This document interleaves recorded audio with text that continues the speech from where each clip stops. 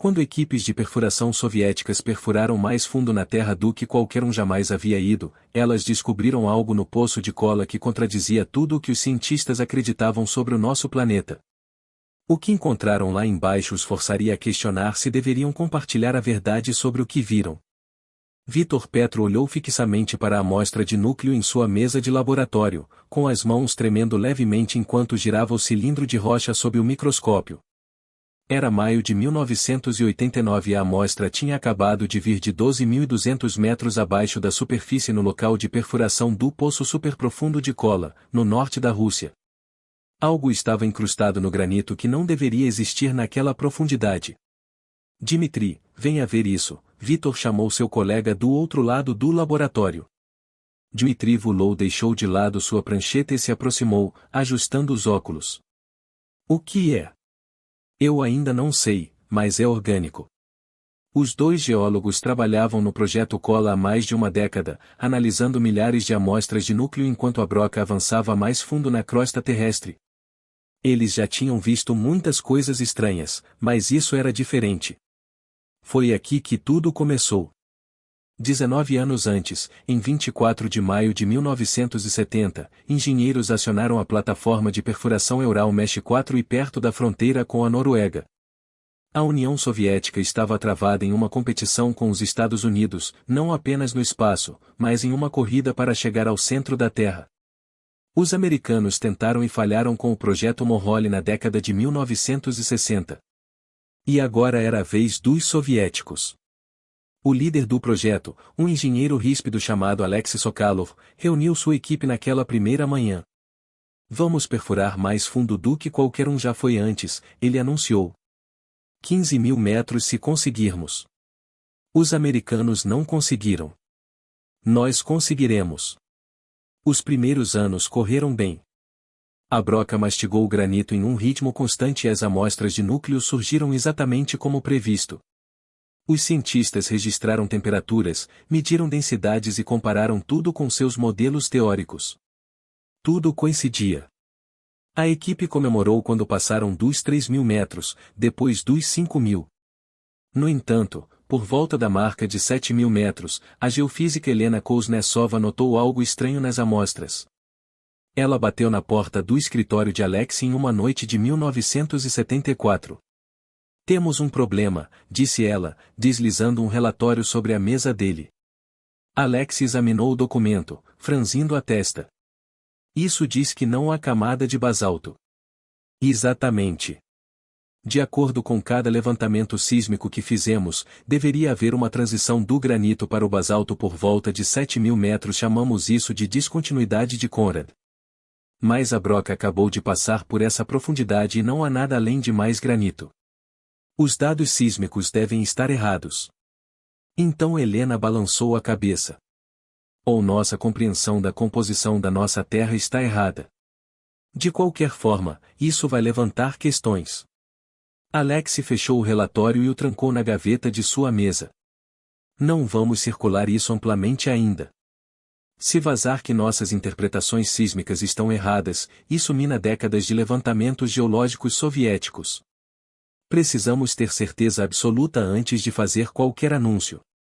Mas Alex, eu não estou dizendo que ignoramos, Helena. Estou dizendo que precisamos ter cuidado. Essas perguntas se multiplicaram conforme a perfuração continuava. Em 1979, o Poço de Kola tornou-se o buraco mais profundo da Terra, superando o recorde americano. Oficiais do governo voaram para as celebrações. Garrafas de champanhe estouraram. Mas, por trás das festividades, a equipe científica estava cada vez mais intrigada. Vitor lembrou-se do dia em 1982 em que retiraram uma amostra de núcleo de cerca de 4.000 metros que estava úmida ao toque. Ele era um pesquisador júnior na época, ansioso e curioso. Há água na rocha, disse seu supervisor, examinando a amostra. Isso é incomum? Nesta profundidade, não deveria existir. A pressão deveria ser muito grande. A temperatura muito alta. Mas aqui está ela. O mistério se aprofundava a cada ano que passava. Em 1983, a broca cruzou os 12.000 metros e o projeto parou por um ano enquanto cientistas e autoridades visitavam a instalação. No entanto, quando a perfuração foi retomada em 1984, o desastre aconteceu. A 12.066 metros, 5.000 metros de coluna de perfuração se torceram e caíram no buraco. A equipe teve que começar um novo ramo a partir de 7.000 metros. 3 anos de trabalho perdidos, Alex murmurou, olhando para as leituras. Mas ele não era um homem que desistia facilmente. Começamos de novo. A terceira tentativa de perfuração começou em 1986, e em 1989, eles alcançaram 12.262 metros, o ponto mais profundo que os humanos jamais alcançariam em cola. Foi quando Victor fez sua descoberta. Sob o microscópio, o material orgânico na amostra de núcleo ficou claro. Fósseis microscópicos perfeitamente preservados, apesar da pressão e do calor esmagadores. Victor passou 3 dias analisando-os antes de ter certeza. São plânctons, disse ele à equipe de pesquisa reunida em sua reunião semanal, organismos marinhos unicelulares, e com base na formação rochosa circundante, têm aproximadamente 2 bilhões de anos. A sala explodiu em conversas. Helena levantou-se. Isso é impossível. Nessa profundidade, a temperatura passa de 350 graus Fahrenheit, compostos orgânicos não conseguem sobreviver a essas condições. E, no entanto, aqui estão eles, Victor respondeu. Confirmei com várias amostras. Esses fósseis existem em profundidades que pensávamos que destruiriam qualquer material orgânico. Alex levantou a mão pedindo silêncio. Victor, preciso que você mantenha essa descoberta interna por enquanto. Não discuta isso fora desta sala. Por que não? Victor perguntou confuso. Porque, disse Alex cuidadosamente, isso contradiz 20 anos de pesquisas soviéticas publicadas sobre limites térmicos para a preservação orgânica. Se anunciarmos isso agora, levantará questões sobre tudo o que dissemos antes. Deixe-me consultar Moscou primeiro. Victor trocou um olhar com Helena. Ele já tinha visto isso antes e dados inconvenientes sendo discretamente arquivados.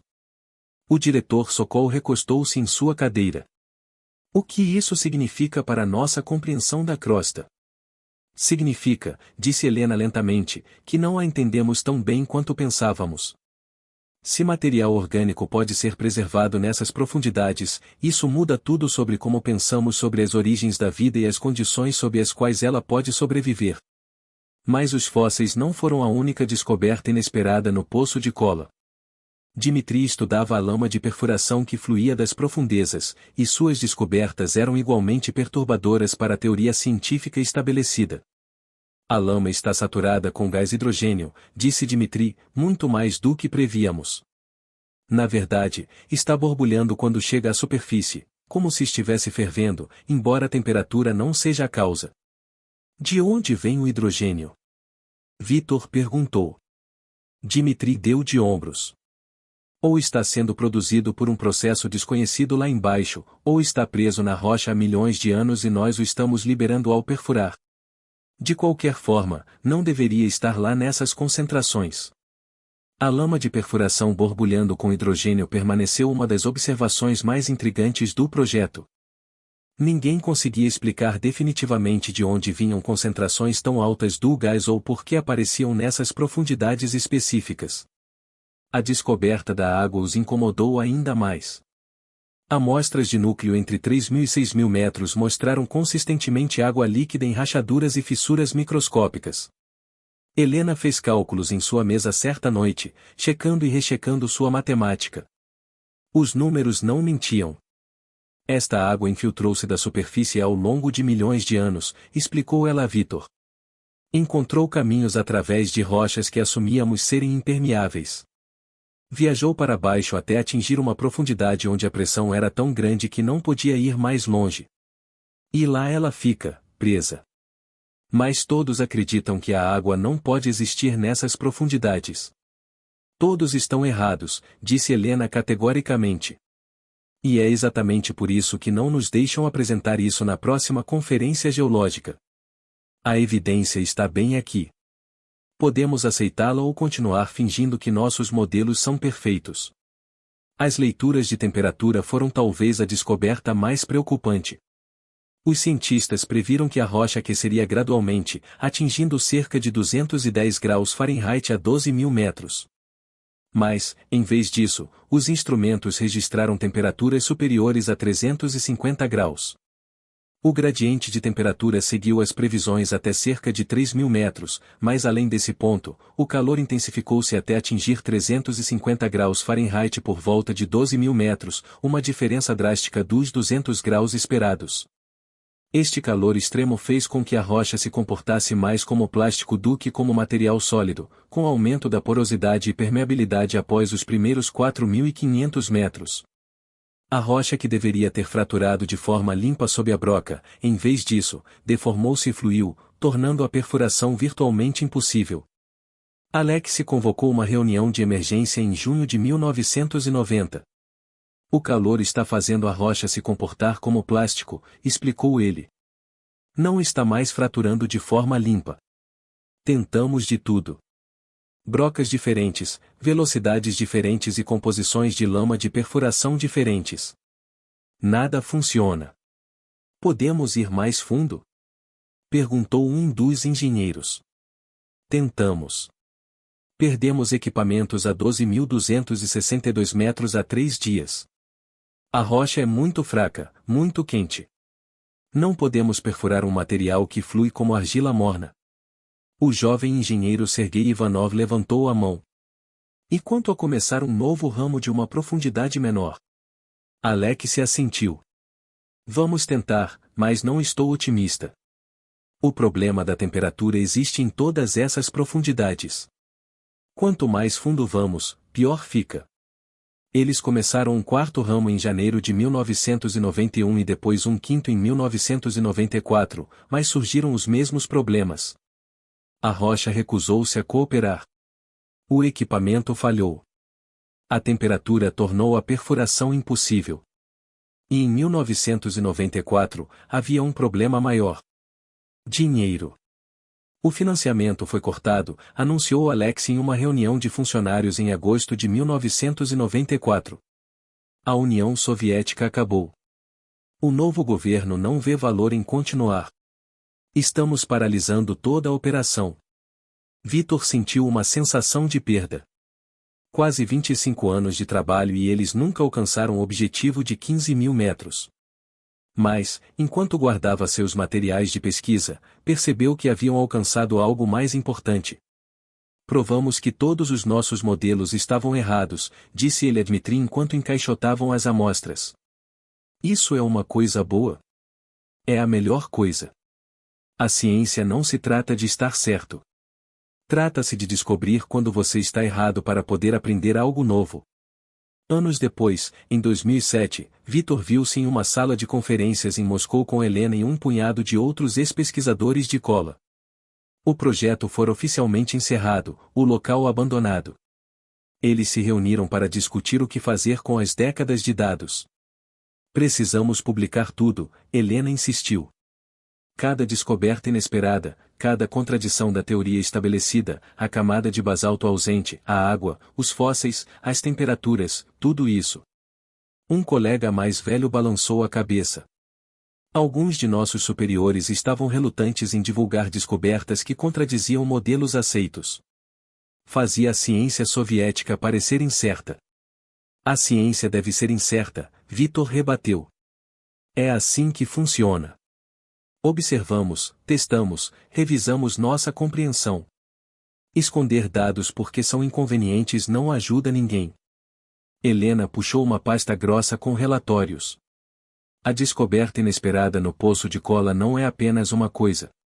São dezenas de descobertas que os cientistas soviéticos tentaram esconder ou minimizar porque a evidência não se encaixava na narrativa. Por anos, fomos instruídos a manter nossas descobertas mais significativas em silêncio. Tudo porque os dados desafiavam a doutrina geológica soviética. Ela fez uma pausa, baixando a voz.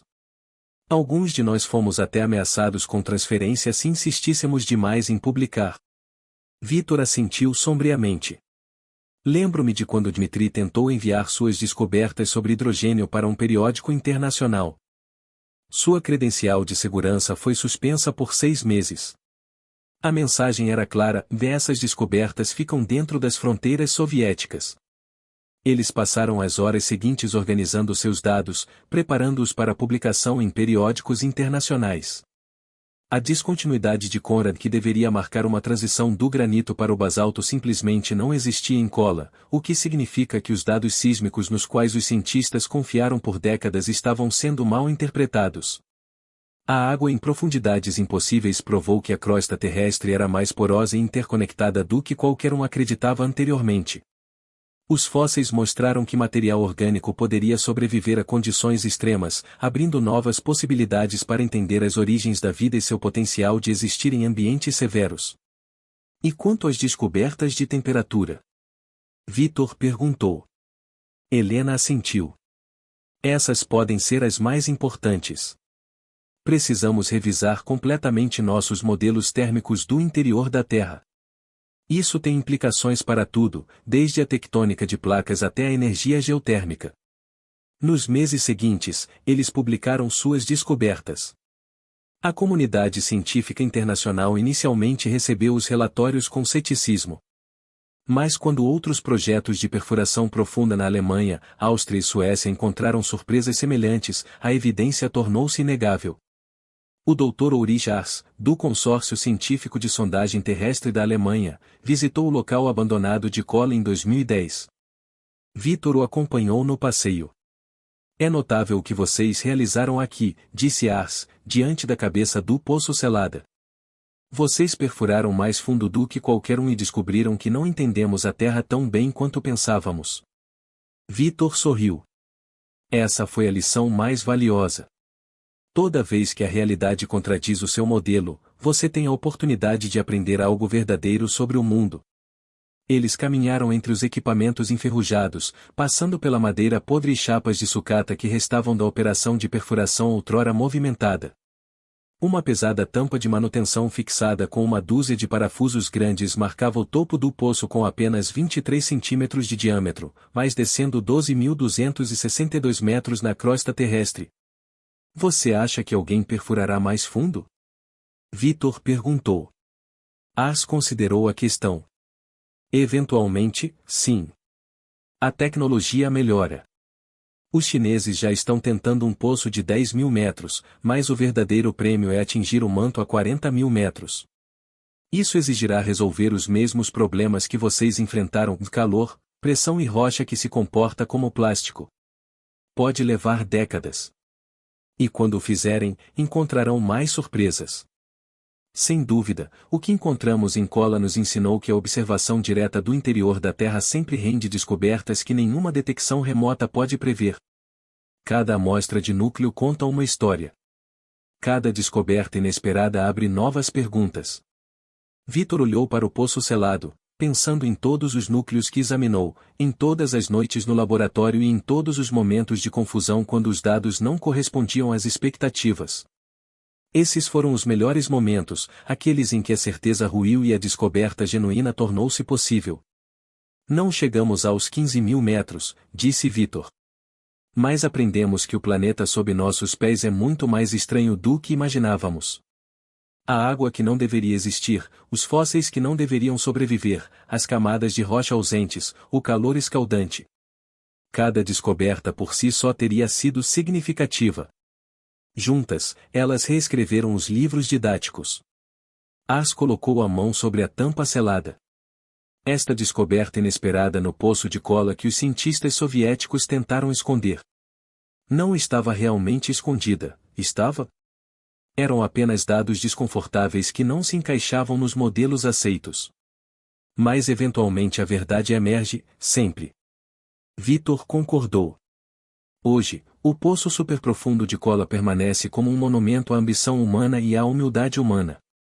Chegamos mais fundo do que nunca e, ao fazê-lo, descobrimos o quanto ainda não sabemos. O buraco permanece selado, mas as perguntas que ele levantou ecoam em laboratórios de geologia em todo o mundo. Cientistas continuam a estudar as amostras de núcleo, extraindo novos insights décadas após terem sido retiradas das profundezas.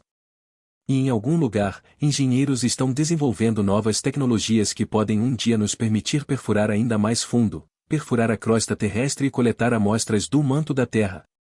Quando o fizerem, certamente encontrarão mais surpresas. Esse é o verdadeiro legado de Kola. Não o recorde de profundidade, mas o lembrete de que a Terra ainda tem segredos a revelar.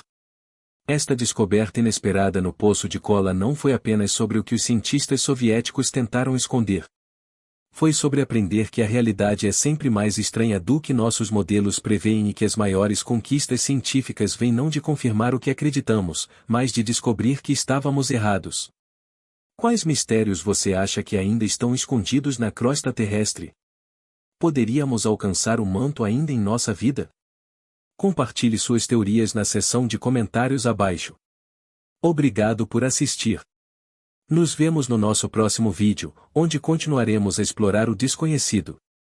Ao olharmos para a linha do tempo histórica, o projeto Kola representa o limite absoluto da engenharia do século XX. O puro pesadelo logístico de resfriar as brocas e manter a integridade estrutural do poço nessas profundidades não pode ser superestimado. Quando a equipe começou, esperavam uma descida previsível através de camadas geológicas estabelecidas, mas em vez disso, foram confrontados com um ambiente caótico que desafiou as próprias leis da termodinâmica. A presença de hidrogênio livre e a descoberta de processos metamórficos inesperados na marca de 12 km sugerem que nossa compreensão das interações químicas que ocorrem sob a crosta ainda está em sua infância. Mesmo os métodos de interpretação sísmica, que são as principais ferramentas que usamos para mapear o interior de outros planetas, provaram ser falíveis. Se podemos interpretar mal a composição do nosso próprio mundo por uma margem tão ampla, isso levanta questões fascinantes sobre o que poderíamos encontrar quando eventualmente enviarmos sondas para perfurar as crostas geladas de luas como Europa ou Encélado. A comunidade científica ainda está lidando com os dados produzidos pelo Poço de Kola, pois ele fornece a única evidência física direta que temos das condições em profundidades tão extremas. Serve como um lembrete contundente de que, embora imagens de satélite e ondas sísmicas sejam úteis, não há substituto para alcançar fisicamente e tocar o material que você está tentando estudar. Esse esforço foi mais do que apenas um símbolo de status da Guerra Fria, foi uma jornada ao coração de um mistério que tem bilhões de anos. Cada quilômetro perfurado foi uma vitória sobre o desconhecido, e cada falha foi uma lição sobre a complexidade da Terra. Ao encerrarmos este mergulho profundo, lembre-se de que a história do poço superprofundo de Kola não é apenas sobre um buraco no chão, mas sobre o espírito de investigação que nos leva a olhar onde ninguém mais olhou. É sobre a coragem de enfrentar dados que contradizem sua visão de mundo e a sabedoria de aceitar que o universo é muito mais complexo do que podemos imaginar. Sejam os fósseis de organismos antigos ou a lama fervente da crosta profunda, as surpresas encontradas em Kola continuam a nos inspirar e desafiar até hoje. Mantenha-se curioso e continue explorando.